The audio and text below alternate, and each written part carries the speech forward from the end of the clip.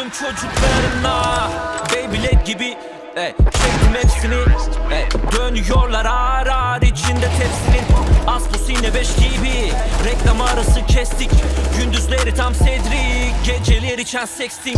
Rollin her gün. Televizyonda morning after dark. Vampir olmuş herkes, ben etmaldeyim lan, kahpe papıdak.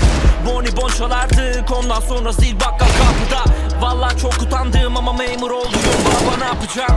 Sarpa sarmış planlar. Kapı kunduramı yapma. Peste gideceğiz, param var. Yarım saat açtır kalkma. Her dakikamız kahkaha. Mahalle maçları kavga. Kendini Pikachu sanma, yoksa Pokemon'u yasaklarlar. Bu şarkı milenyum çocuklarına. Alın bu da size Rönesans. Eskiler hep güzeldir ama biraz pauze. Çünkü bu şarkı milenyum çocuklarına. Alın bu da size Rönesans.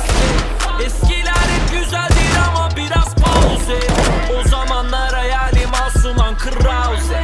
Bizim zamanımızda yoktu bu şans. Alın bu da size Rönesans. Eskiler hep güzeldir ama biraz pauze. Bizim zamanımızda yoktu bu ne şans. Bu şarkı milenyum çocuklarına. Geçmişim kirli, gerekir içiyoruz. Eskiden hayalimde moruk petek dinçiyoruz. Bu fantezimden etmemiştim